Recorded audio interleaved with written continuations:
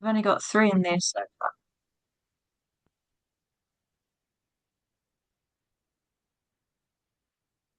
Cloud recording is on.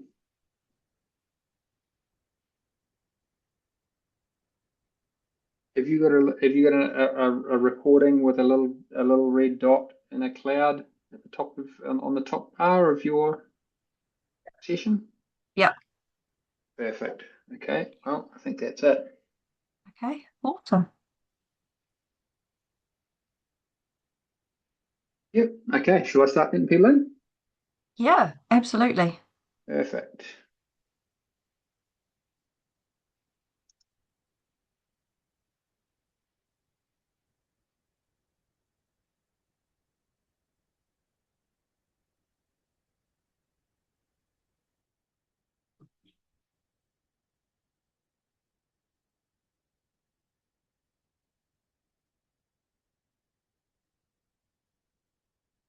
Hello, greetings, Suti.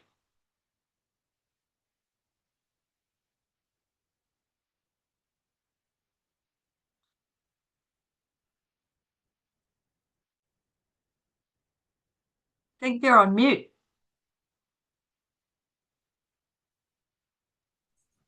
Okay. Hello, Ilona. Hello, Taylor. Hello. How are you doing? Thank you for joining us. Yeah, I'm fine. I'm fine. Yeah, I'm ready for the presentation. Awesome. We're looking We forward look. to it. Okay.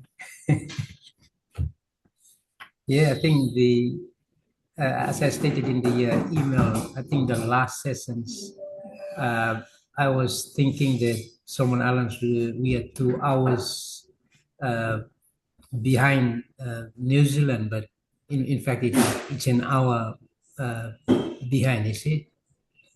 So I was estimating the time, uh, and whenever I came in to join, I'm already some hours behind.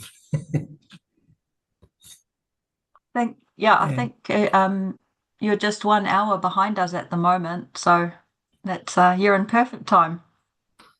exactly. Yeah, thanks.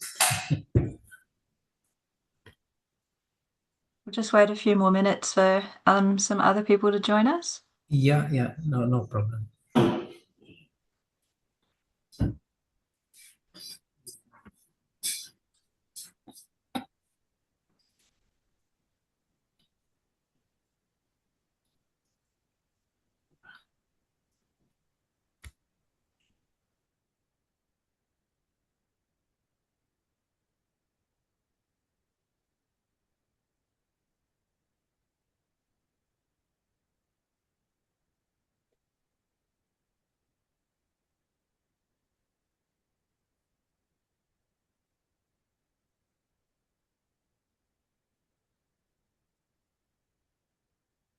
Just going to check my email quickly in case anyone's having emergency access issues.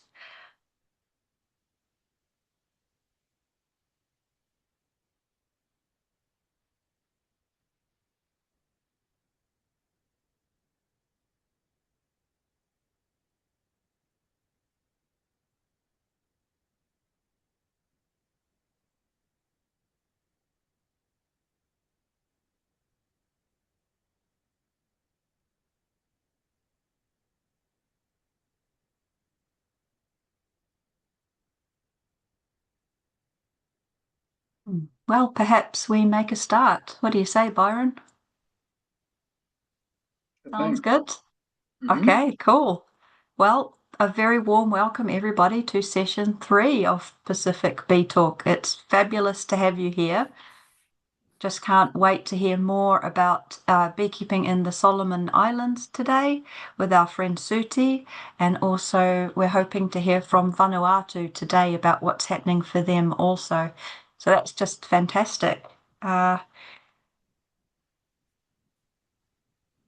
We are recording the session and we'll provide you with the link to it afterwards, as well as the presentations from people, if that's okay. If you're okay with us sharing and recording, that's very much appreciated. Thank you. It's a useful resource. So today we are going to, once we've done our welcome and opening, First and foremost, we have Suti from Solomon Islands. Thank you again for joining us today. We're really looking forward to hearing about it. I've had a sneak preview of your presentation, but Byron hasn't at all, and nobody else has, so we're very excited. And then Vanuatu as well.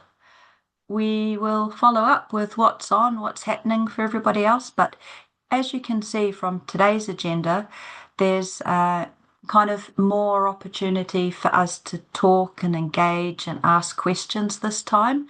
I think the previous two sessions, they were amazing, but everyone was so keen to speak up and contribute that we sort of ran out of time a little bit. So there's going to be an open floor session directly after each country spotlight. So we'll have lots of questions for you, no doubt, Suti. Just a little bit of housekeeping for everybody. If you could keep yourself on mute until you're ready to speak, that would be great. Tell your friends about us. If anybody would like to join, feel free to send them the registration link. Please feel free afterwards to give us feedback. Tell us what you liked, what you didn't like. Just email me, and then we can help tailor the meetings to your benefit. We just can't wait to hear more from all of you as we go on building this family.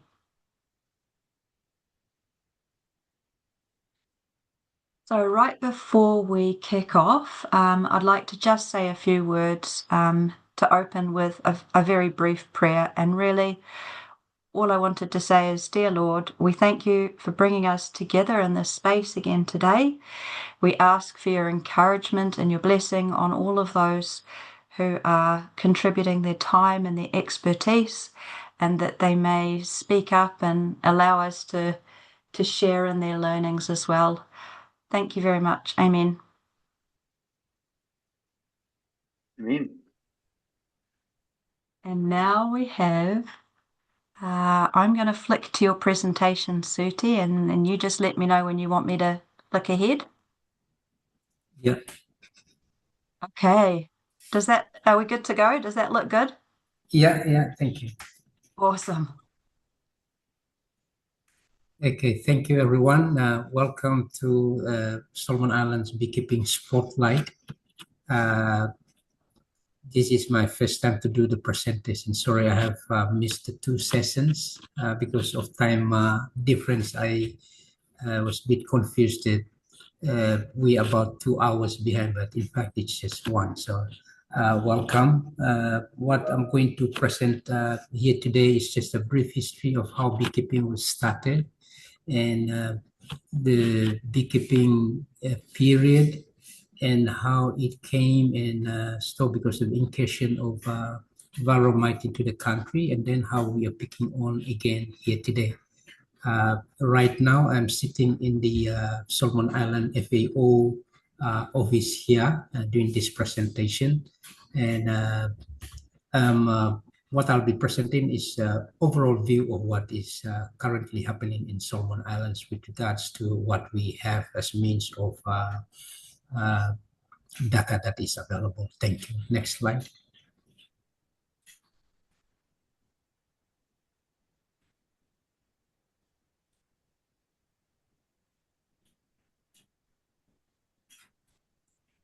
Can we have the next slide, Ilana? You see that overview of beekeeping in Solomon Islands now? No. Not yet.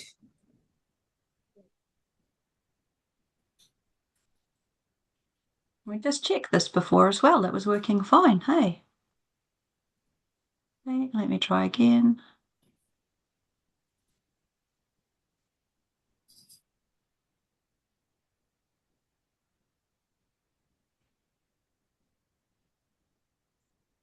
Okay, thank you. Now I have it there.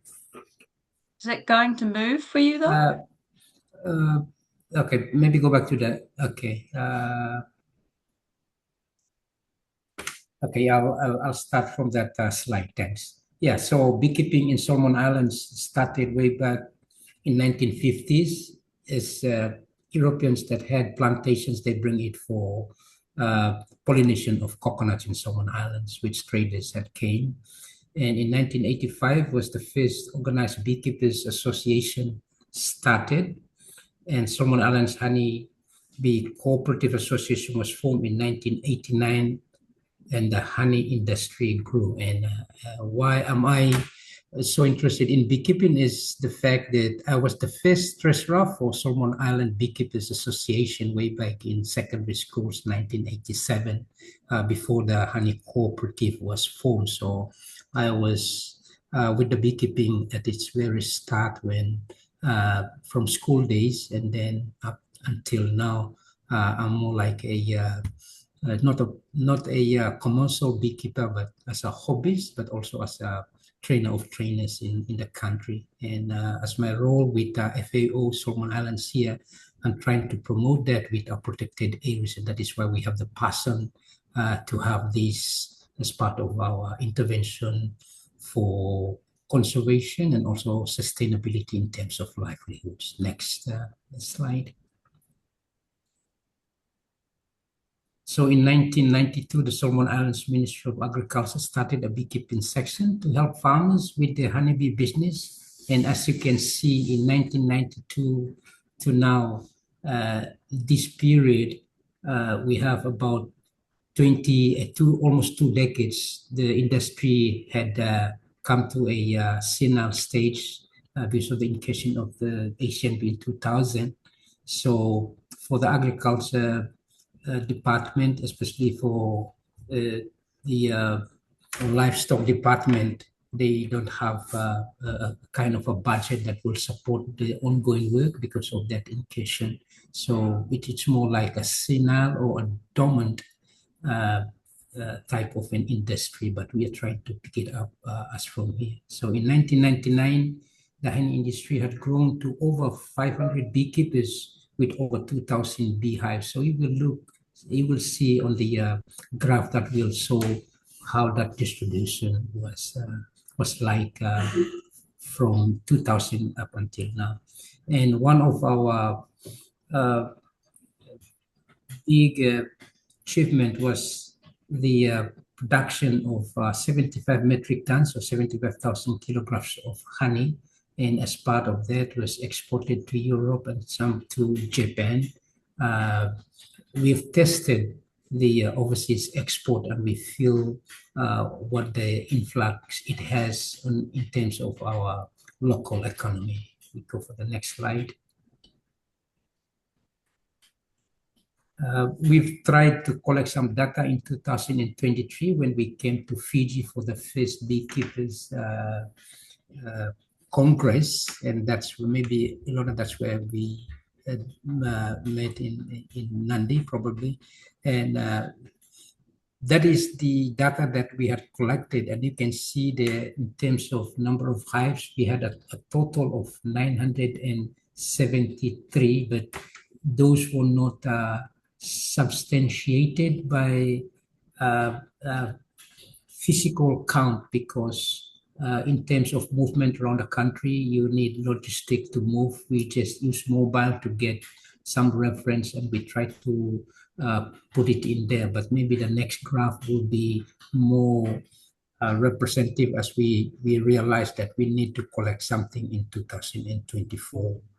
So having look at this slide here, you will see a symbol.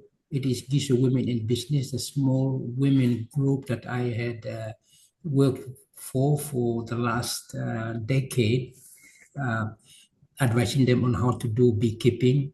They had produced 1,865 liters. We've started with 10 nukes in 2014. We built it up to 2017 and 18. That was their production. So already on that island, they were one of the first island to be organically certified under the NASA standard in Australia as an organic island. So that is an effort that we had for them. They come under a group called PADSI, which Solomon Sisbeg, Solomon Island Small Business Enterprise. Maybe Elona, you know Rodney Swebaya, my other colleague here from Solomon Islands that we had conversation with. He works for that, and as part of that partnership under the Rural Development Program under MAM, here, Ministry of Agriculture and Livestock. That is what we done, but in collaboration with some women in business as well. So you look to Choizo, we had 308 liters. I've worked for a small organization called NRDF there, Natural Resources Development Foundation, for 11 years in Choizo, and that's where we're doing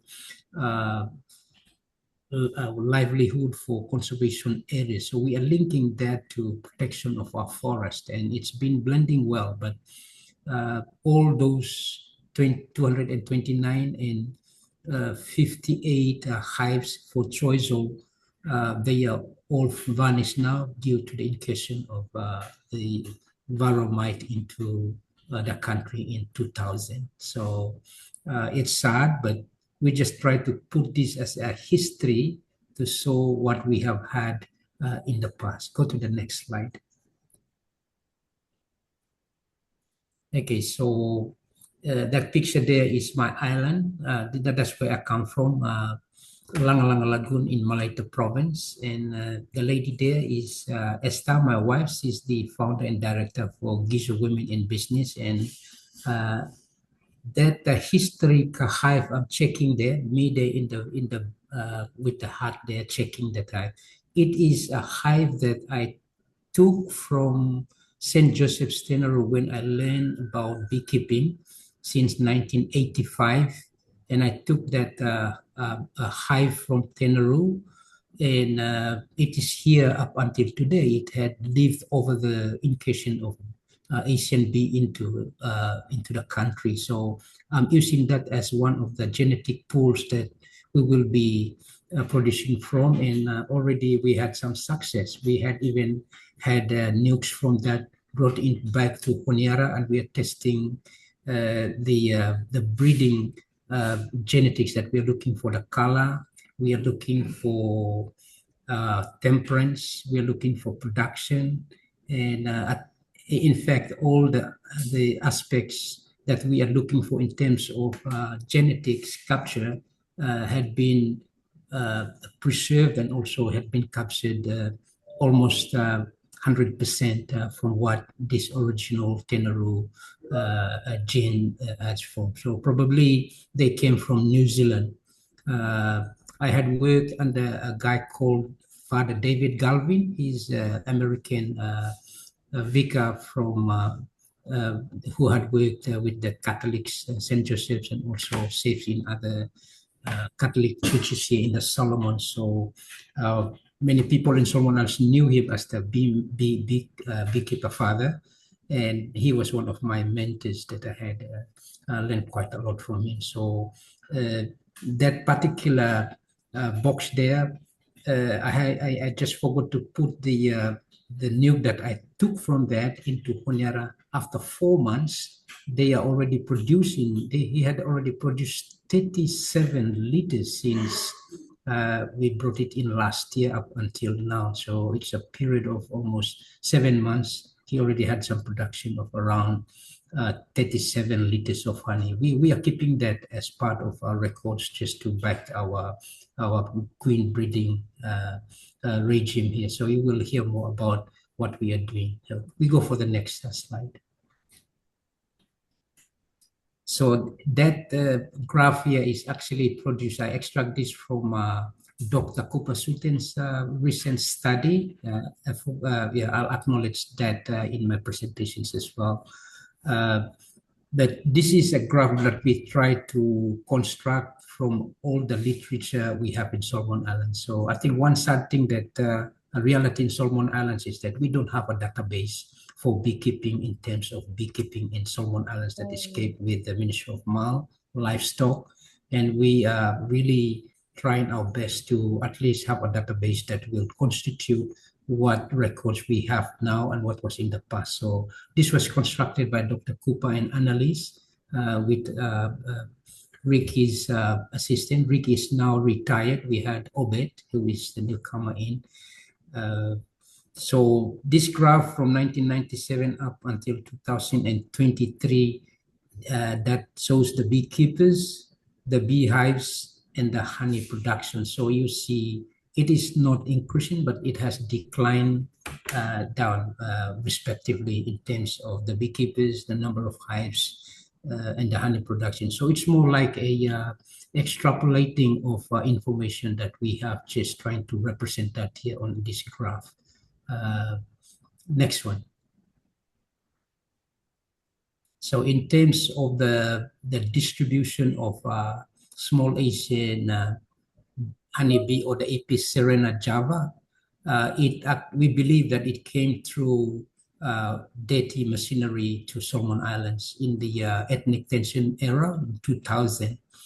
Probably the biosecurity was not that strong at that time, and probably one colony might have come in through the machinery, and then it goes. And as we know, Apis serena can move within a distance of 10 kilometers within 2 weeks if it has the resources to move.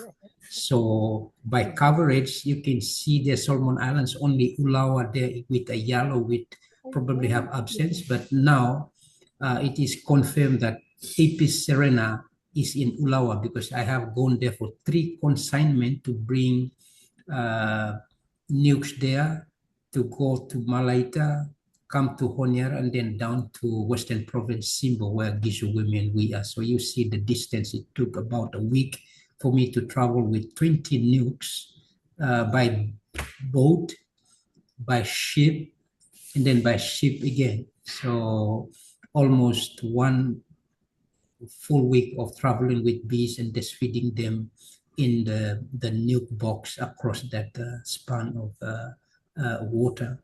So in terms of the distribution, almost all islands that are gray in there, they have logging. Wherever logging reaches, it's there. So in Western Province for Simbo, it is an island that has no logging, but the varroa mite has flew over a channel 7 kilometers on a fine day. So now we had proven that even though you don't have logging, the Asian honeybee can still fly across the channel of waters. So for Simbo, it is 7 kilometers.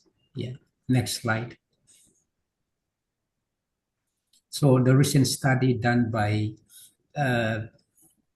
ACR, Australia Centre for International Agricultural Research, which was headed by Dr. Cooper, Dr. Annalise, and others here, Walter, but I mean, I will share their contact, but it's an extract from there.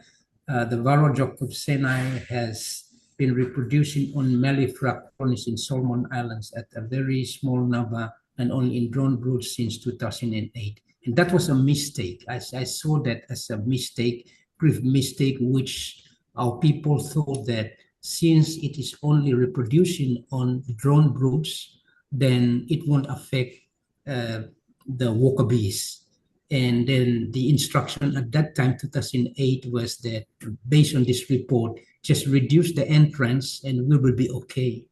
But something else was working, which when Dr. Cooper asked me to attend the the regional big congress in Suva, I asked him, I said, Doctor, you come to Solomon Island first. We need to identify there is something much more deeper than this report is happening in our hives. And that is when he came, we visited a few hives here in Honiara, which are just struggling to survive. 2 hives on Loga and Gizo, which are on this report here, Kolobangara, and then Gizo. We found out that the varroa mite, the jacobsoni, is not only reproducing on the drone brood alone, but now they are reproducing on the worker bee brood. And that is what has been happening. And people were saying that, oh, my population is decreasing because now you have other things that associate with that, like the the wind deform uh, what's this virus was also in play, and there are other viruses and uh, uh, sicknesses that had been associated with the uh, the the uh, the mite is happening within that we can't see physically outside. So although you are closing the entrance, there is something happening internally that you can't control. So that is when he came, he uh, advised me that now you have this, and I asked him, "Wow, what can we do?" And he said, "Okay, you can use Epistan and behavioral strips to treat." And I've been using that with my Tenaru extenaru hive in Langa. And when I introduced that in 2024, uh, I asked the beekeeper that was looking after my hive there, what is the result? And he was say, "Oh, now the bees are happy." So I mean, he is just directly telling us that now the population is increasing again because of the impact of the epistem and behavioral, and now we are using that here in Honiara and other boxes in Lang Lang again, and we can see that that is actually doing a great deal of good work because of the epistem and behavioral. But it's all in trial, and all that is discussed in this report here. Go for the next slide. So in terms of genetics and flora, like we don't have any record as to where our bees had came. But from David, from my student time, I knew he got the first bees from New Zealand, and we had some bee queens being imported from Australia as well to Tenaru. They came in queen cages. So I mean, to me at that time as a student, I was just learning. I'm not really looking at the genetics for now, but now I realize it's very important. And in here, Ricky, who used to be the former director for livestock, he had actually went to Western Australia. He has documented in this slide more than 80 mated queen from uh, Western Australia came, and when they came here, they tried to climatize them, but they can't cope. So most of them has died, and probably they don't have a chance actually to impact and integrate into a genetic pool here in Solomon Islands. So, but we are not giving up. We'll try again. Although Solomon Islands had a uh, uh, in a one of our I'll call it a one of our acts that we are not allowed, I mean, Solomon Islands honey is protected. We are not allowed to import honey products into here, like the food, queen bees and other stuff, but we can import uh, boxes, tools, wax. But for queens, we really need to negotiate around this act to know how we can go around that one. But it is a protected industry, so most of our shops they are struggling to get honey from our supplies, and that is why our supply of honey here, the price was skyrocketed almost every time. So our current price for honey, I didn't put it in this presentation, but currently we had around 500 Solomon Island dollars for a kilo, which is equivalent to around 100 Australian dollar for a kilo. So it is very, very expensive, but I mean, people are buying it because now they know honey is good for them. Yeah. During my student times, for a kilo, we are just buying it for $3 Solomon, $3 Solomon for a kilogram of honey or 1 liter of honey.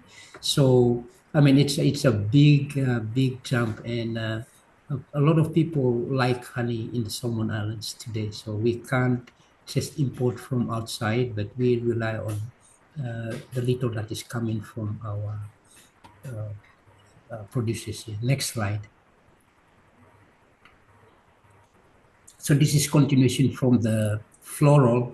So we have most of our uh, nectar come from the coconut, which almost every island have coconut, and it is almost a year-round production you have from coconut flower. We have the coral vine, we have the Samania species, Katna and Sasaju, Albizia, New Guinea teak or Vitex covasus. We have the Malina molucana. We have the rosewood, most of the citrus. For us in Langalanga Lagoon, we have the Rhizophora mangrove, that is a mangrove species, and the blue rat's tail and mimosa, although it is a weed, but it produces a lot of pollen. You see them every day on the giant mimosa.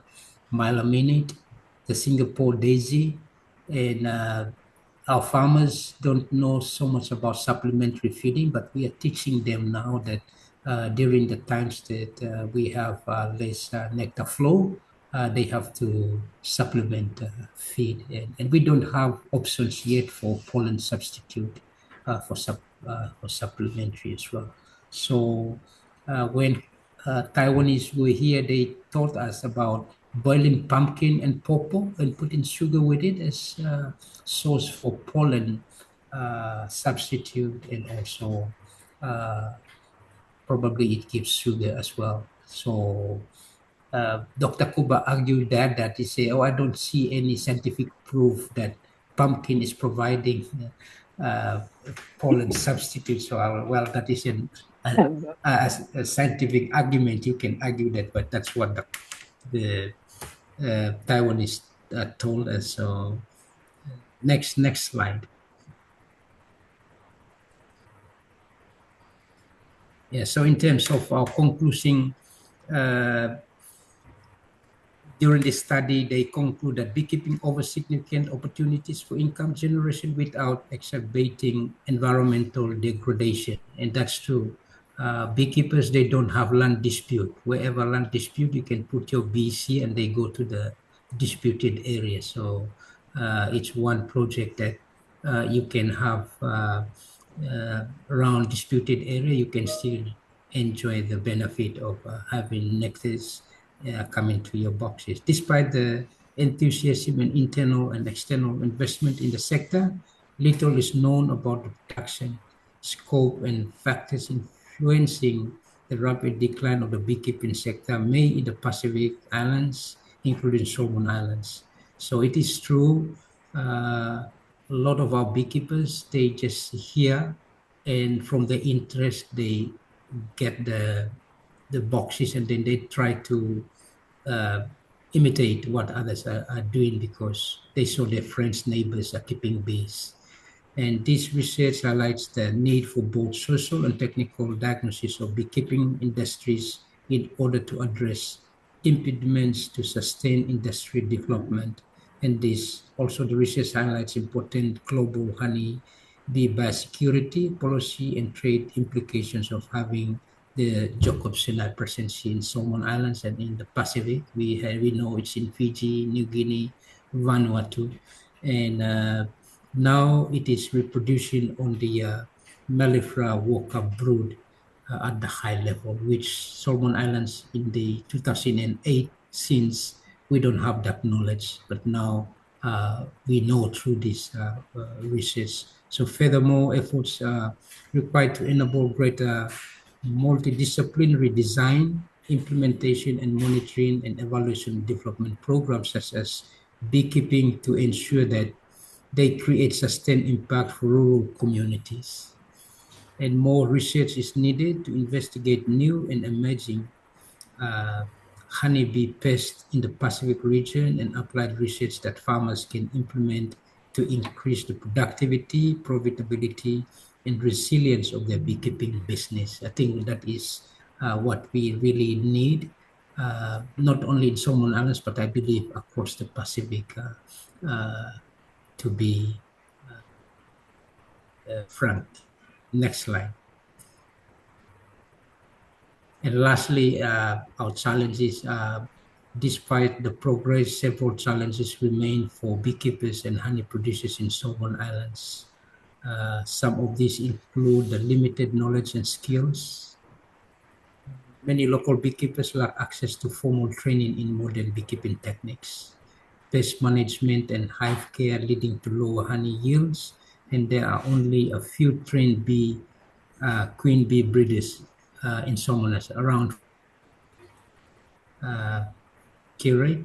And pest and disease management, the varroa continues to threaten honeybee populations, and beekeepers need better resources and knowledge to manage pests effectively to ensure honey production can increase and the industry become financially viable over time.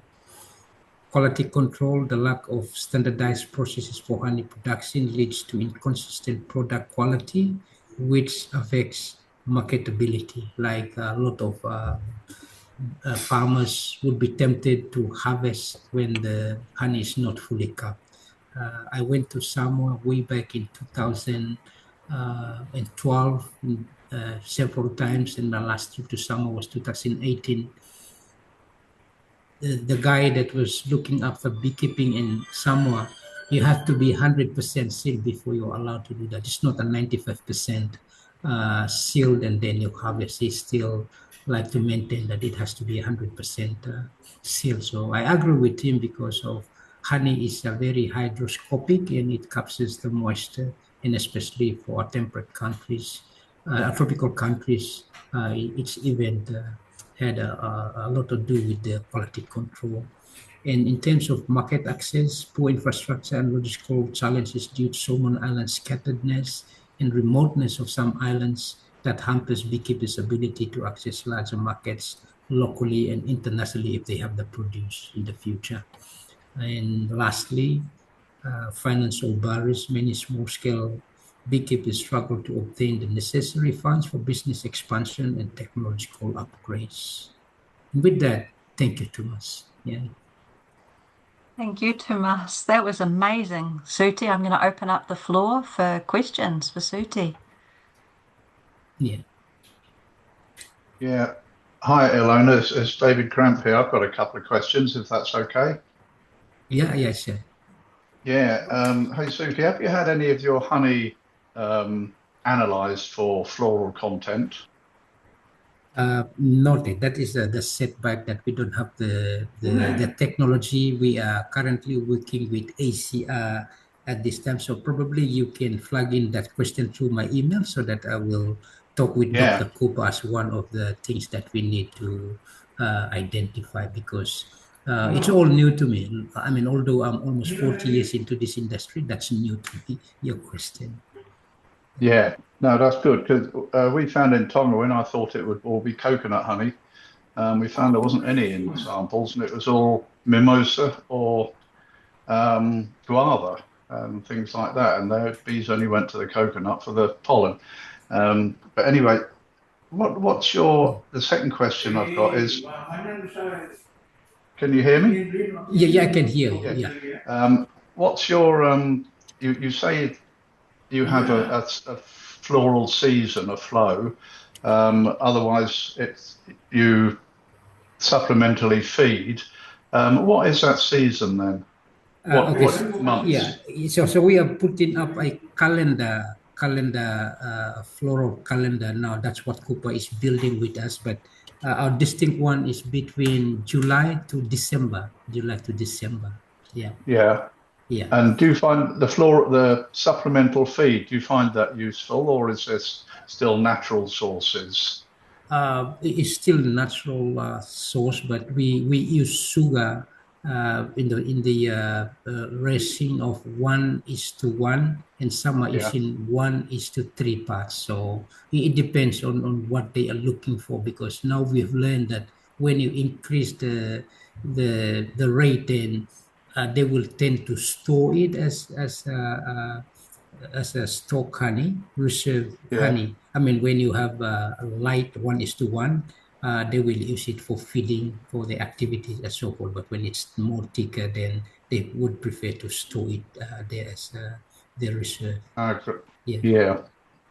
Okay, and the final question is, you talked about the formation of the cooperative. Did the beekeeping sector find that a benefit? Did it help the beekeeping sector thrive, or did it have no difference? Okay, so we have first the setup that I was the treasurer was an association, and then later they improved that into a cooperative. Right. It later died out, which is now stagnant.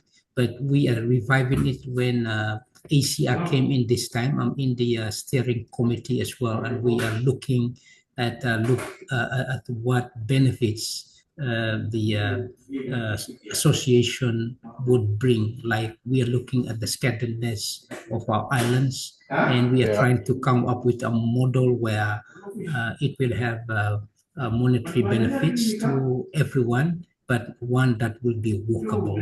So the best one we are thinking is a cooperative which had a lot of space to make business and also some what's monetary values in that organization. So the best one that we go for is a cooperative.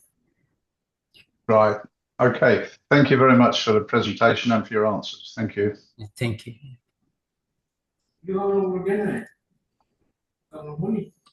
Somebody else like to ask Suti some questions while we have him here, or? Hello? Can you hear me? Hello? Hello? I think we can hear somebody, but the volume's quite low. Hello? Maybe they're mute or yeah, I hear him too. You can hear me now? Yes. Yeah. Hello. Martin, eh? Yeah. Okay. Yeah, go ahead. Yeah. Thank you, Fidelis. We are very impressed with your presentation. I'm just trying to ask, what is the current volume of honey production in total for the Solomon Islands, in terms of the national production volume in total?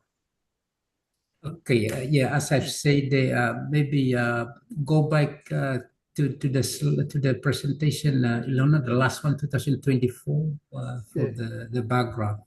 Yep. Yeah, it's just in 100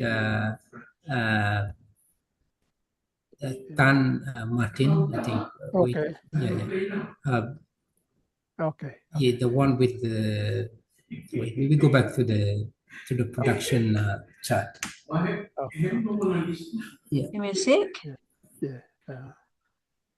Yeah, and then just in relating to that one, probably bit out of context, but the pricing part, the price of honey, you said it's gone up. So That's the yeah. So in 2023, with the yellow line there coming down, it's around 100 to 200. Yeah. So we had Ulawa, the one that without the varroamide, it's the biggest producer of honey for us, but it's not in tons yet. Yeah. I mean, it's not in 500 tons or something. It's just below 200 annually. Yeah. So go ahead with your question. Yeah. Thank you. Yeah. And yes, and just in comparison to honey on the shelf, what's the price difference between the imported honey and the local honey? Okay, sorry, we don't. In the country, we have an act that prohibits imported honey. So if you import in honey, that is an illegal one. It is prohibited, by act. So there is. I can't make a comparison, but the honey that is in Solomon Islands currently, one kilogram of honey is around 500 Solomon Island dollars, which will translate to PNG. You're from PNG, yeah? Yeah. Okay. So probably about 100 plus to 200 kina, depending on the exchange rate. Yeah. But but it's 500 Solomon. But sometimes it can go beyond that as well when the supply is low. It's quite a lucrative Yes. commodity at the moment because very few people actually producing honey at the moment. Okay. And for one nuke alone, it costs 2,000 Solomon dollars, 2,000 SPD dollars for a nuke. Okay. Yeah. I mean, that's the price. And for a hive, it will be around 5,000 SPD dollars. I mean, yeah, if you have the queen, the bees, and everything, it's quite expensive, but that's the price people pay for. Thank you very much. We have time for one more question. I'll jump in here, Elena, if I may. Yes, Question please. from out of the chat. Billy from Papua New Guinea has a question. The question is, has the Solomon Islands exported honey to other countries? In the past, before 2000, we have exported to Europe and to Japan. Yeah, but it come out from the 75,000 tons that was produced because, as you can see the graph, 1997 was the highest when we started, and that was during the peak that we have started. So currently none. Yeah. But we'd love to export if we have the capacity. Thank you. Is it time for one more? Absolutely. Always for you, Richie. Oh, you're very kind. Hey, thank you, Stephen. That was a wonderful presentation and really informative and shows you how far ahead you are in front of us in terms of your research and your background knowledge to the industry, and it's something that's kind of quite, it's something we've got to do anyway. We've got to find out what the floral sources are and do a lot of that work. So thanks for that information. I just wanted to ask one specific question about the queen bees you imported from Western Australia, and you said that it didn't last well because of environmental factors. Is that more to do with coming into? Is that more to do with disease of varroa, or is it more to do with the climate? Yeah, technically it was the climate. They tried to climatize them before introduce them into the field. That also doesn't work. So it's not the disease, no, because they were really done a very good quarantine check way back in Australia before they actually imported them in here. Yeah. No, I just wondered because from our perspective in UA, you may know that we have plans to hopefully one day be able to send queen from the field to the Pacific. He wants to export. He thinks he's got everything that's. And also, Richard, probably as I've explained, we haven't had the opportunity to know exactly what was happening because we thought that the reason why our bees are declining was the competition for resources outside with the Apis mellifera and the Apis serena. But in fact, something deeper is happening within the box, which we have other viruses which came with the varroa mite, like the deformation of the wing and so forth. It's actually the main cause, and that probably could have contributed to why the queens failed. Sucking blood out. Maybe born he's not good.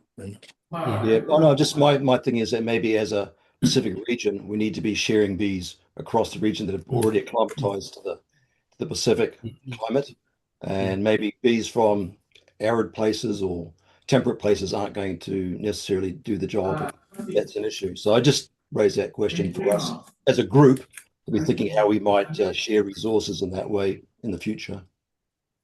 Thank you. Question. Thanks, Richie.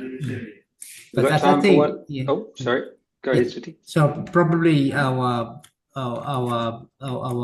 genetic pool here in Solomon Islands is very narrow. We would like to broaden that through our queen breeding strategy, if that can be captured within this network or Asia or whatever. But I mean, that's my recommendation because inbreeding can be a setback to our breeding program in the future. And of course, Solomon Islands is very much one of the 7 beneficiary countries of the Pacific Bee Project. So that's certainly coming to a town near you, Suti, and looking forward to working together with yourself and ACIAR and really building a network and helping you to get those exports happening, however long that might take. But we're not going to give up, right? Yeah. Thank you. Thank you too, Mas. That was amazing. Okay. Thank you. Okay. What a great presentation. There is one more question in the chat, which I appreciate. We've got to move on to our next speaker. So, Suti, do you have access to the chat? Are you able to just put a response maybe quickly in the chat? It's a question around whether there was any observed change from feeding the bees with the pawpaw and pumpkin. So if you've got a chance to answer that in the chat or now, that's okay. I'll answer it now. Yeah, I've tried that when it was introduced, and I rechecked that with Dr. Cooper, and he checked the scientific connection between the pumpkin and pole. But like we have to mix sugar with it, so probably it might be the sugar that the bees are taking, but not directly from the pumpkin and pawpaw. So, I mean, I'm not a scientist, but I'm a practical beekeeper, so I have to assume what Dr. Cooper was saying is scientifically proven. Yeah, thank you. Yeah, Thank that's you. my response there. And everybody, don't forget, we can communicate outside of this chat for future, hookups, communications, emails. If you want to reach out, just flick me an email and I can put you in touch with anybody if you're not already. So thank you very much. All right, without further ado, I'm going to stop sharing my screen. And then I'm hoping that Terry is with us and he may be able to just jump in and share his screen if you've got anything, Terry, or otherwise just speak to us. Oops, sorry, just on mute there a moment. Okay. How's that? Can you hear me? G'day. Yes, How are you? loud and clear. All right. Sorry, I was playing around with it earlier because I'm a techno idiot, so I have a bit of trouble with that. But I'm just deputising for Gilbert, so primarily Gilbert. He unfortunately had an appointment, couldn't make it today. And, Gilbert is well known in the beekeeping industry, particularly in Vanuatu and around the traps. He's been doing it for a long time and a bit of a guru over here. However, so hi there, everyone, and thanks for providing the forum because it's all about learning about beekeeping and it's an opportunity to share information on a really sweet subject. Yes, this is all Gilbert's work, so I'll have to just read it out because I don't have anything, to present on page, but I'll try to make it as entertaining as possible. So, to give you a bit of a history, Vanuatu has 14 native bee species located, and all of them are solitary bees. They're not social and therefore not very useful for honey production, but important for pollination purposes. Early missionaries and perhaps some expat residents were responsible for importing northwest European bees over here, which is a fairly dark bee, good at surviving, but a bit aggressive, according to Gilbert. Apis mellifera mellifera. In 1972, and there were some earlier attempts, but in 72, the New Zealand missionary imported pure yellow Ligurian Italians, and they escaped and hashed and made up with dark bees, and the distinct yellow is quite evident in bees from Mafate, Tanna, and Santo. The other few islands with European bees have pure dark bees from northwest Europe.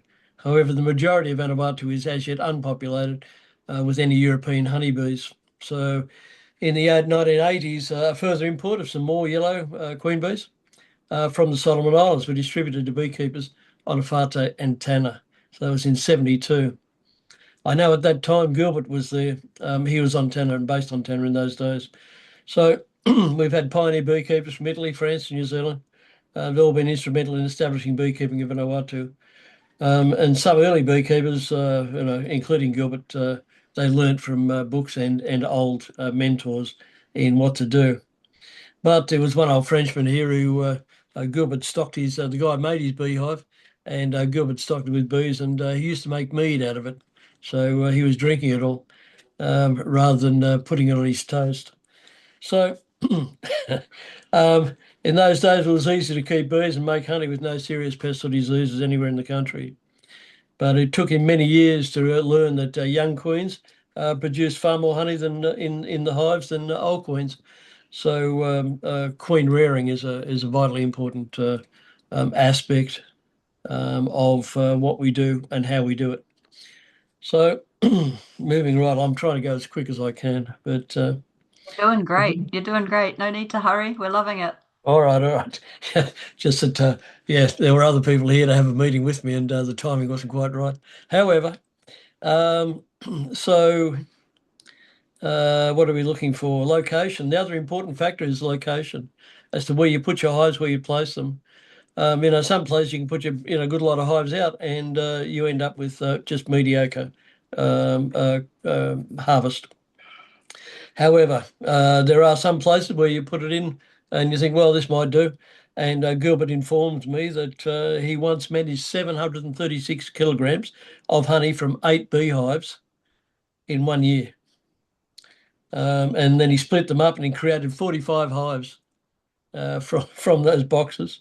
However, a few months later, they had a cyclone and 35 of his hives drowned when they were flooded. That's typical of the weather we have in Vanuatu, I'm afraid. But you've got to be careful. You've got to strap them together, and you have to look at long term where you're locating your bees. And just localized flooding and extreme rain can cause a lot of problems, along with falling trees. A lot of lessons to be learned. So in 1995, we had a French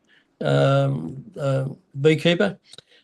He sent some samples off for scientific evaluation. Turned out it was American foul brood.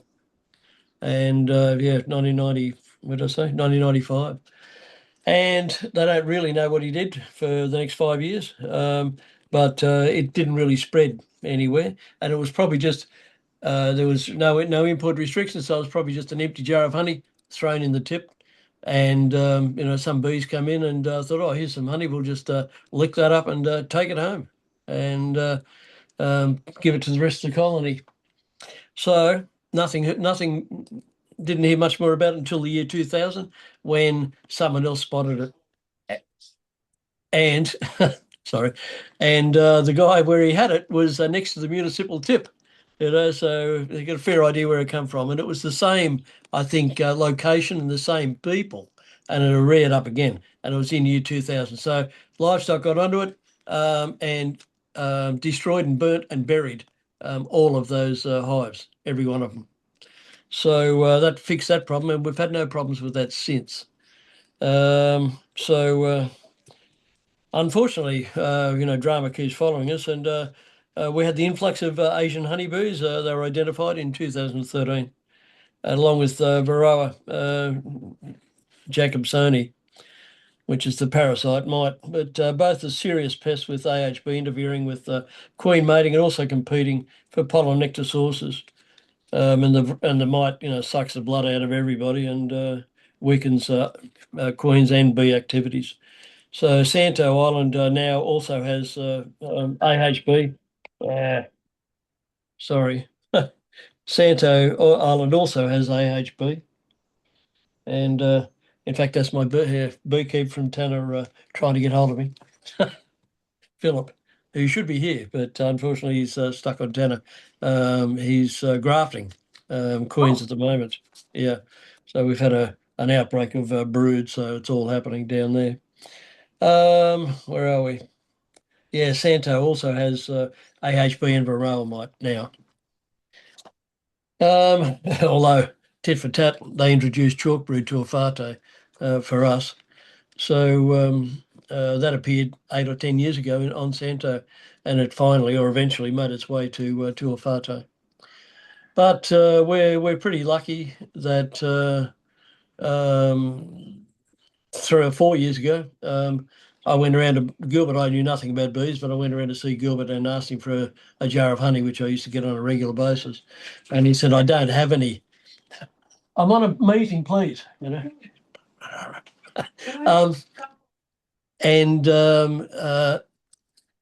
come up and get people after bananas, for God's sake, for the cafe.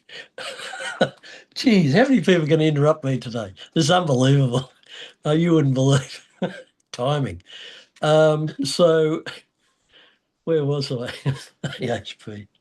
Yeah, we were lucky. Anyway, I went for a jar of honey. And he said, we don't have any. And I said, what's going on? And he said, well, 10 years ago, we used to have 400 hives on a whātau. He said, now we're down to 10 hives. And I said, what? What happened? And he said, well, it's a mixture of, AHB, pest, disease, mismanagement, you name it, floods, cyclones. And we got down to 10 hives. And I said, wow, that's a serious problem. And I said, how can we fix the problem? How can we reestablish the industry? And he said, well, if we were on Tanner, Terry, we could do it, So I said, well, okay, let's go. So off we went. So armed with Gilbert, Philip Johnson, and Gilbert Gibson, Philip Johnson, a few of my boys, a couple of chainsaws, we went and identified 6 trees with bees. And we felled the trees because Gilbert had been there 5 years previously and done a complete survey, and there was no pest and no disease and no AHB on Tanner. So, we started off by cutting down 6 trees and created 6 colonies of pretty wild bees, but they were a mixture of the black and the Liguria. We tamed them down and we created about 30 colonies out of that. 15 were flown up to a whātau to introduce, the queens and new colonies to a whātau, and another 15 or 20 stayed on Tanner. So that was 3 years ago. So we thought, okay, we'd form a beekeepers association, and I said I'd be involved as long as we had a revolving credit fund, which is the one thing that you need in the Solomon Islands. Is a revolving credit fund. You can't rely on everybody else to give you stuff for nothing. Out of the ACR program last time, Vanuatu, unfortunately, wasn't on the list. So we had to do our own thing. And so we were allowed to through EDF funding, we obtained a container load of beekeeping materials and equipment. And we set up the revolving credit fund with sales of materials and equipment to members, and we sell out our product at cost price plus 10% administration fee. And what that does is cover mainly covers freight to the outer islands, but also covers Philip's wages and some administration costs for girls on the computers, keeping stock control and everything else. So the money that we receive from the farmers who make an investment, they don't just receive it for nothing. It's an investment that they make. In fact, I've got an investor sitting right beside me, a beekeeping investor, and it's a very large, quite large. In fact, he was here to have a chat, so I'll have a chat after this. But people invest in the colonies, the VBA, the Beekeepers Association. They provide all the materials and equipment at cost price, and we are 1/3 of the cost that people would pay to a local beekeeping equipment provider in Vanuatu. I won't name names, but it's a service, to and creation of the industry. So that's been very successful to the extent that after 12 months, there have been 150 hives established on a whātau island and over 300 on Tanner. Our production 2 years ago was 120 kilos.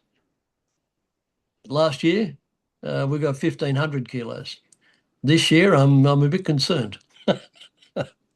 So, because I'm a major a major investor and a major buyer of honey in Vanuatu now, and I'm heavily involved. But the revolving credit fund has gone so well that we've just had our second container It just landed, and we should have it delivered this week. And it's full of all the materials and equipment that we sold out of, or didn't order in the first place. So it's going really well. And we still have money up our sleeve, and I'll be ordering another container probably in about 3 or 4 weeks' time. So we're doing okay. Wowza. Yeah, the revolving credit fund. It's we've got a committee, 6 people, dedicated committee. They meet, here at the cafe, Tanner Coffee Cafe, the third Saturday of every month. But it's a dedicated few. Everybody's benefiting from it. But the thing is that the Beekeepers Association provide all the materials and equipment. They don't provide bees. So we had to draw the line. So a lot of the bees are locally available and they live in trees. So good luck, Daniel. Daniel thinks he's going to get a whole pile of bees out of his trees, but he's not having to lend to my boys for nothing, But we've now, through Gilbert's support and help and Philip, we are grafting queens. And we're also doing, we're freeze, walkaway splits and various other things. So, we're getting quite good at it. And the numbers are just increasing dramatically. It's a bit scary, really. But certainly like to look at the Solomons. But the whole thing is that we are, and we still have pure queens on Tanner being produced. No pests, no diseases so far. Tanner is a 35,000 population. There's a ship in every couple of days. So the chances of Asian bees hitching a lift down to Tanner will happen. It will happen. It's a matter of when, not if. So what we did to thwart that, just in case, biosecurity are heavily involved. Dr. Michael, as you know. So we've now looked at what islands are clear, what islands are unknown, and what islands have disease. And so if it's an unknown island, then the only bees they can get, if it's unknown, we go and do a survey, biosecurity, livestock do a survey, check for any pests and diseases, any AHB. And if it's clear, then the only bees they can get on that island is from Tanner, while Tanner remains clear. If it's has Asian bees or has signs of chalkbrood or varroa mite or whatever, then they can get their queens from anywhere else, any other island of a similar nature. So we're working our way through, and it's up to the department to work their way through and identify the status of all the islands. But we've got 83 islands, although how many are occupied? Probably 35 are occupied, something. So, we're spreading out, but at the moment we're lucky we're still breeding, pure queens on Tanner. And once they're mated and laying, then they're identified, marked, and have their wings clipped. So to stop the escapees. And then we put them in nucleus boxes and ship them around the country, and fly them about and relocate them. So what we're doing is just trying to improve the overall stock of top quality bees. Whilst protecting regions, yeah. Yeah. Sorry, I lost track of my notes. Sorry. So I could get Gilbert will shoot me if you're watching this, Gilbert. Sorry, mate. I have a tendency to talk over the top of every bloody thing. So anyway, I think I've covered a lot of it. But in conclusion, so where are we? Yeah, no, in fact, I think I have. Therefore, we're all very proud of our achievements so far. And in summary, Gilbert wanted me to say that here in the South Pacific, we have a wonderful opportunity to practice beekeeping in a truly unique way by taking full advantage of the fact that we have many isolated groups of islands in our countries, not just Vanuatu, in all of our countries, which can enable the development of pest and disease-free production with a decent level of biosecurity beekeeping control, which quite often is not available in other larger and more continental nations because they're just too big and can't control it. But I can tell you we've already established a few colonies on Eramengo, Aniwa, Fortuna and Anicham. They're the 4 islands that surround Tanna that are pest and disease free. So, and they're difficult to get to, and not too many people travel in and out of those islands. But we now know that we have pure Tanna queens and colonies on those islands. And I just called that, I pushed for that as an insurance policy. So we know if we need, we know where they are. They might have escaped, they might have, whatever. There's another word for escape, but I can't think of it. But they'll be living in a tree somewhere, so we could always go back and get them. However, finalising things, there's several vitally important things to do, according to Gilbert. We need to learn how to rear new queens of good quality. Well, we're ticking on that. We need to find our good honey producing locations and the seasons and the trees. Flowers. We need to isolate and record our individual pest and disease statuses, and that'll be throughout the islands. And we'll have a status on every island. All beekeepers need to learn how to maintain their colonies properly and on a regular basis. And some beekeepers need to breed towards specific genetic improvements. And the last point about breeding is it must precede the importation of so-called improved stock. We've got some pretty good stock here, I think, and our honey's pretty good. So I not cringe, but 80 queen bees, were shipped over from Western Australia at what expense, I don't know, although that comes free, so, it's all right. But most of them died, I was horrified to hear that. We ship our queens all over the place, and we lose very few of them. Yeah, I think there's a lot more research, and needs to happen within Vanuatu, and I'm sure other countries. I know Niue are heavily involved, but there's other countries that need to be looked at closely for the possibilities of quite unique breeding and genetics and stuff. Testing honey, yeah, I'd love to have our honey tested. I reckon it tastes great, But, we're pretty big on that in this part of the world. Yes. Okay, that's it. That's it from me. I don't have too much time for questions and answers, because I've got to go and pick up a beekeeper's wife who was ringing me on the phone. Bananas. Yeah, no, the bananas, they've come and gone. But okay, missed that. All right. They keep stealing my bananas out of my basket up here. It seems like I produce all the bananas and chickens, so they're up here earlier for eggs, so we're pretty self-sufficient on my little neck of the woods. So, yeah, my staff out of the cafe, they come and raid my fridge and my larder. Nice. All right. Maybe just a couple of quick questions then. I've got no doubt that some are dying to ask. I have, again, Ilona, I could ask a couple of questions of Terry, if that's okay. Sure. Sure. That was really interesting, actually. It's given me a million ideas of what you've talked about, Terry. I'm glad. A lot of things, yeah. You say the bees, what a simple question. Do you say the bees live in trees? Do you not get them in houses at all? Our houses, no, not really on Tanna. A lot of houses on Tanna are made out of woven bamboo and grass. Right. There are a few structures. Gilbert always tells me the tale that where he got his bees back in the 1970s was out of the wall of the Presbyterian church. He reckoned they were pretty, they were pretty special bees. They'd been blessed. Holy bees. Holy bees, yeah. But there's a few. There's a few. There's a lot of bees around Afate. I get called all the time. And to an extent, I said, look, just send me a photo. Everybody's got a phone nowadays. And 9 times out of 10, they're Asian bees. And you can pick them a mile away. I'm getting quite used to it.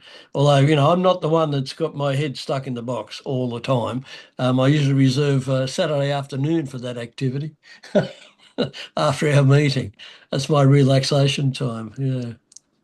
And the second question is that financial model you have sounded quite interesting, actually. Perhaps you could share that sometime?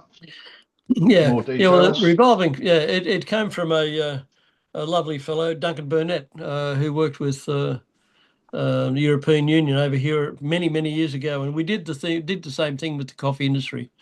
That he said, "Oh, we had some money left over," and he said, "Use that to buy some materials and equipment, Terry, and sell it. Don't give it away." He said, "Too many people come over here and they just give it away, give it away, give it away, and people don't care. If someone really cares about what they're doing and what they're being involved in, don't give them a hand out. I'll give them a hand up, not a hand out. Put a tool in their hand, but it's something that they invest in. Get them to buy it at cost price." So that was the thing. I said, "Yeah, I'll involve myself as long as we do that." Because too many things just get given away here for free. And everybody says, "Oh, do you want something for free?" Yes, everyone puts their hand up, But you want to invest in something, we'll give it to you, and this is the cost price. Plus, admin and pay for Philip, who's the main man. And also Gilbert, we support Gilbert in his endeavours as well. So it works well, and it goes round and round, and the money that we save, this has been going phenomenal. To the fact that it was only a little over 12 months, maybe 18 months ago when our first container arrived. Our second one has now arrived, and we're just about to order the third one. Over 18-month period, it's going gangbusters. It's ridiculous, and we still got money in the bank, which is fantastic, and I'm sure. There's certain people sitting next to me. He's got a pocket full of money he wants to give me because he needs to place his order. But the thing is, what we had to do was decide where the line stopped between provision of materials and equipment and provision of bees. That's where it differs because it's a specialty area of expertise, grafting and developing. I mean, people can do walk away splits. But you've got to you have to find the queen to start with, and that in itself is not the easiest thing in the world. I'm pretty good at spotting drones. But you've got to find them, you've got to isolate them, you've got to split them, and you have to have sufficient stock available to undertake that. But the grafting is specialty thing. I know Philip just went down and he grafted up, I don't know, 30 or 40 queens down on Tanner, and it's just been waiting for them to emerge, or prior to emerging, cage them up and shift them off into other boxes that he's has underway without queens. So yeah, it's just the methodology. So we have left that to the private sector to sell queens and their associated brood food and workers. So that's a financial thing. And again, we try to keep it down as low as possible.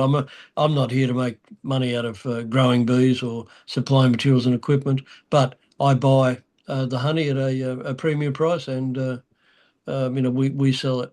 So there's a definite need here, and there's a good market. Thank you. Without even thinking about Great, exports. thanks. Yeah, Thanks very much. pleasure. Wonderful. Time for one more very quickly.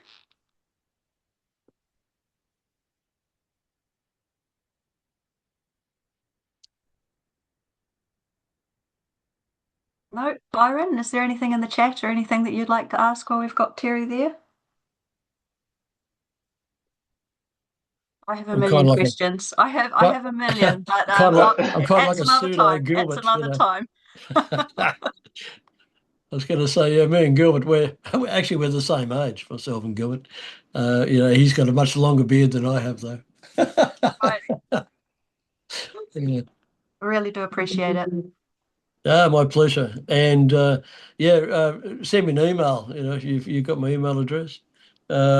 You can write your million questions down. It'll sit in my intro. I will answer it. Yeah, as long as I'm not bothered by people chasing me for bananas, eggs, and pick up my wife, from the bus stop with the children from school. Okay. So Thanks, Terry. that's okay. That's what I've got to address right now. Okay. Okay. All right. Well, cheers. Okay. Talk again soon. Yeah, right. Bye-bye. All I got to do here is try to figure out how to leave here. Yeah. How do we do that? Big red button. I don't know. That one.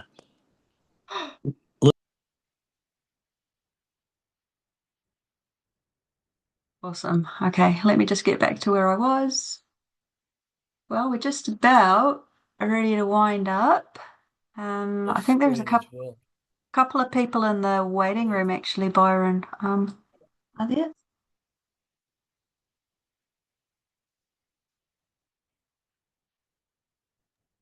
Sorry, yeah, just turned up. I've just let them in, Alona.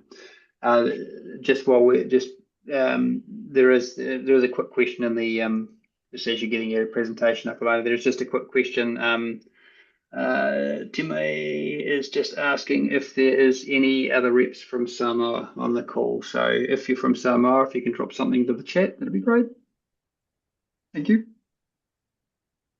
Yes, I didn't notice anyone else from Samoa on the chat, but it would be good to say No, me neither. talofa if you are. Mhm. Okay. Can you see the what's on screen now, Byron? Yeah. Okay, cool. So still planning for the Samoa disease and inspection trip upcoming 27th of July to the 6th of August. Myself and Murray Reid. I was hoping to have Hildegard from PIFS, who is the project owner, on the call today, but she's unwell. So an Aid for Trade Day was held recently, I believe, and yeah, she's also working on the Pacific Apiculture Network that we mentioned on the first meeting, I think it was. And then I believe that some Fijian friends are on a field trip with Dr. Cooper and Dr. Annalise at the moment in Australia. I'm not sure if we've got anybody from Fiji on the call or if they're all road tripping at the moment, but hopefully we'll catch up with them in a future session. I was wondering, does anybody have anything to offer, share, question, request at this point before we kind of start to wind up?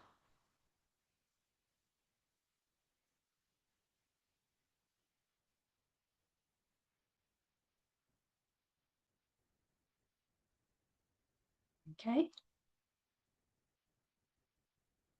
Well, without further ado, I'm going to start bringing the session to a close. Yes, just before you close, Hello. can you hear me? Yes, loud and clear. Yeah, yeah. With this sessions, we're going online Zoom sessions, but I think it's also important that we get an appreciation of visiting different countries and learn from how they're doing things. I'm interested in the Vanuatu presentation on the isolation of bees and in the biosecurity sense. It's working well over there, and how we can learn from that and probably adopt it in our own environments back in our respective countries.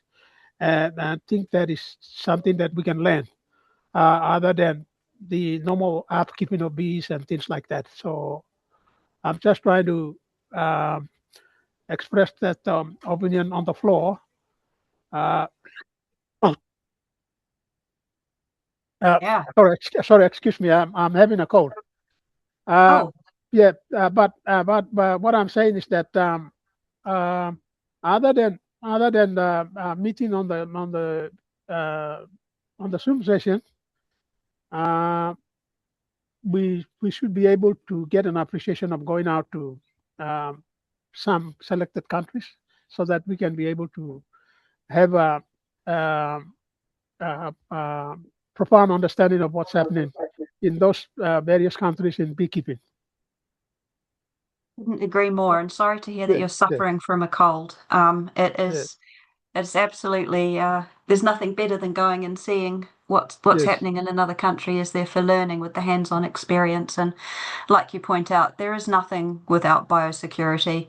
We can yes, do, as much beekeeper training as we like, but if we're not managing our biosecurity systems, yes, it's all for nothing. So thank you for that very relevant point, Martin. Yep, yes, agree. yeah. Mm. So, We did hear about some pest and disease challenges. If you think back to, well, both Suti and Terry, what they had to say with Varroa jacobsoni and the Asian honeybee out competing. We do have these issues, but the importance of trying to protect any thought to be free areas and then repopulation from there is really important. We heard all kinds of things about the importance of stock genetically, queen rearing, so that we've got young, healthy, viable bees that are not too spicy to deal with, I guess, and the location of hive placement, how important it is to think about that long term, and the various types of crops that the bees are foraging on and what they're bringing in, we heard about Suti working together with ACIAR to look into perhaps honey profiling, and we know that Niue also is very keen on that. It's really valuable because it helps inform not only where we put the hives, but it also helps with our marketing as well.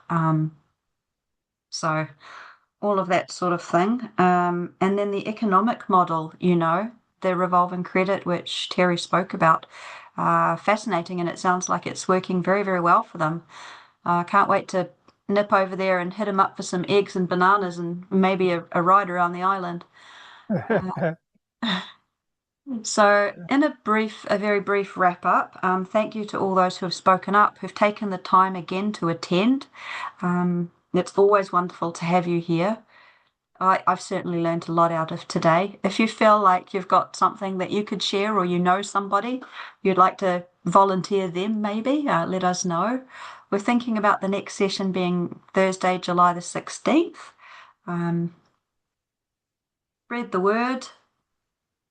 And a very last final thing, thank you again so much. We'll make the recording available as well as the presentation which Suti provided, and I'll email that out to everybody on Pacific Bee Talk so that you can refer back to that. If you want to get in touch with anybody and you don't have their contact details, just use me as a vector, and then I can put you in touch. If there's anything you'd like to hear more about, if you've got any thoughts, please do reach out. Is there anybody who would like to close us with a few words of prayer to give thanks and recognise the expertise today?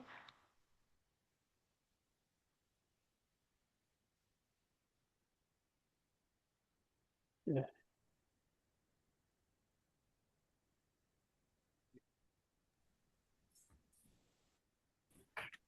I'll say our prayer. Thank you, Tomas. Okay. So let us pray.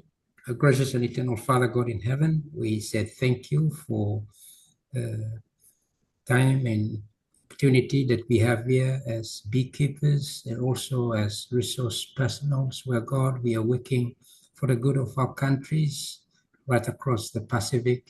We thank you, Lord, for the coordination to BIV that had made this avenue platform available for us. We thank you, Lord Jesus, for giving us the wisdom and the knowledge. We pray that you will continue to guide us through the limitations that we have, but we believe, Lord, that through your grace, you will provide for the things that, God, maybe we don't have.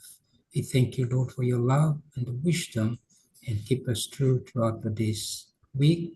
We ask all these things through Christ our Lord. Amen. Amen. Amen. Beautiful. Thank you. Yes, Thanks, Suti. Have a wonderful evening, everybody. Okay, bye-bye. Bye-bye. Okay. Okay.